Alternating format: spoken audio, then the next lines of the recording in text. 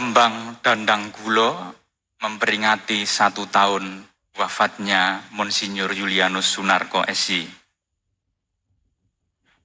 Memuji asma dalem Gusti ingkang karsa maringi nugraha pangen kang yekti rumaket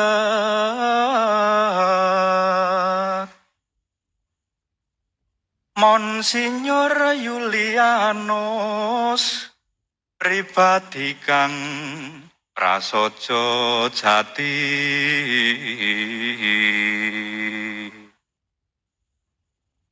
pribadi kang gambira kiat nggenya manekung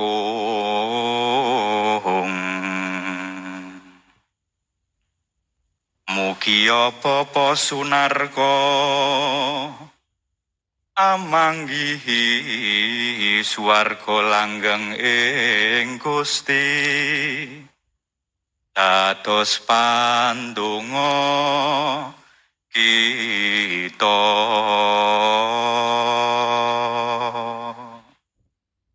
Saudari-saudaraku yang terkasih dalam Kristus, selamat sore, berkah dalem.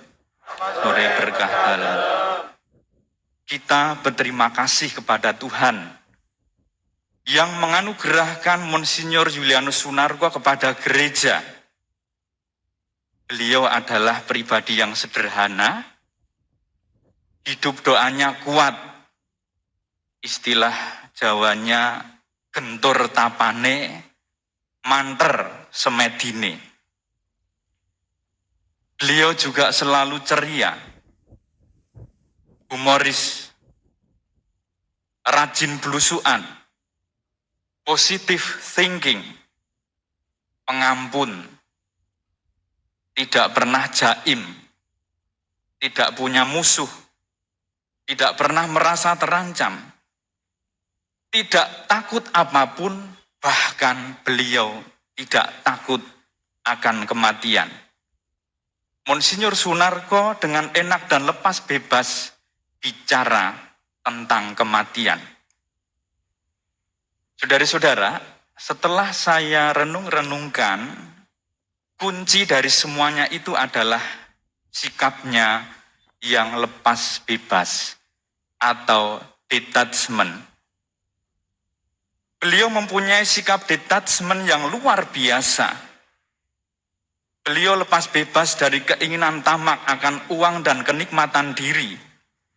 Beliau bebas dari keinginan menjadi egois. Kita semua tahu bagaimana hidup beliau menjadi kesaksian yang baik bagi umat, juga untuk para imam di Keuskupan Purwokerto.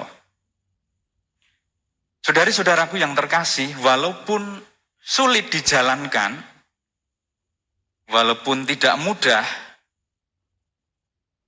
sikap lepas bebas pasti mendatangkan kebahagiaan yang sejati.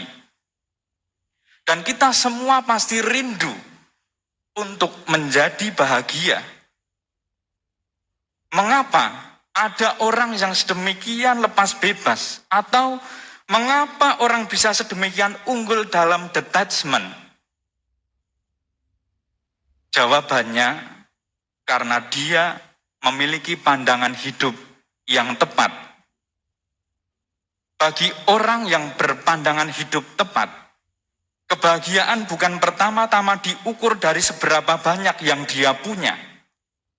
Bukan diukur dari hal menang atau kalah, dihargai atau tidak dihargai, sehat atau sakit. Tetapi, kebahagiaan yang sejati diukur dari sejauh mana dia memiliki relasi yang baik dengan Tuhan. Karena memiliki pandangan hidup yang tepat, dia selalu sadar akan tujuan hidupnya, yakni untuk memuji, menghormati, dan mengabdi Allah. Atau dengan kata lain, dia mampu menjalin relasi yang baik dengan Allah. Ia tahu bahwa relasi Tuhan itu jauh lebih penting, maka dia bisa mengatur sarana-sarana yang dipakai untuk mencapai tujuan itu. Kalau sarana itu membantu, ya dipakai. Kalau sarana itu tidak mengarah pada tujuan atau tidak membantu, ya dilepaskan. Kalau dia memiliki relasi yang baik dengan Allah, dia bahkan mampu melihat kematian sebagai peristiwa iman, yakni sebagai sarana untuk menuju pada kebangkitan yang mulia. Saudari-saudaraku yang terkasih dalam Kristus, penulis kitab Yesaya yang tadi diperdengarkan dalam bacaan pertama tentu memiliki pandangan diri yang tepat, memiliki pandangan hidup yang tepat, karena memiliki relasi yang baik dengan Allah, sehingga dia bisa berefleksi. Katanya, Tuhan Allah akan meniadakan maut untuk seterusnya, dan ia akan menghapuskan air mata dari wajah semua orang. Peristiwa kematian direnungkan sebagai saat bertatap muka secara langsung dengan Tuhan. Maka katanya, inilah Tuhan yang kita nanti-nantikan. Marilah kita bersorak-sorai dan bersuka cita oleh karena keselamatan yang diadakannya. Dari kisah Injil tentang penyaliban Tuhan Yesus pun, kita meyakini bahwa hidup ini tidak berakhir dengan kematian yang sia-sia. Kematian bukanlah akhir yang menyedihkan. Kematian justru menjadi saat yang membahagiakan, saat untuk kembali bersatu dengan kekasih jiwa, yaitu Allah sendiri. Yesus sendiri berkata kepada penjahat yang dikasihinya, tadi kita simak dari Injil, hari ini juga engkau akan ada bersama-sama dengan aku di dalam Firdaus. Yesus menyediakan tempat baginya, sebab Yesus juga mengatakan, di rumah Bapakku ada banyak tempat tinggal. Maka janganlah cemas dan gelisah hatimu. Ada kehidupan kekal yang jauh lebih indah. Inilah yang tentu menjadi kerinduan sepanjang hidup pribadi yang lepas bebas. Dan Tuhan Yesus menganugerahkan seorang teladan dalam sikap lepas bebas itu. Dialah Monsinyur Julianus Sunarko.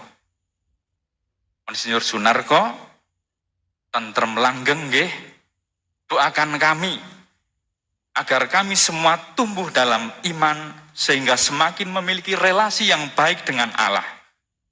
Saudara-saudara, kalau tadi prolognya memakai tembang Jawa, sekarang epilog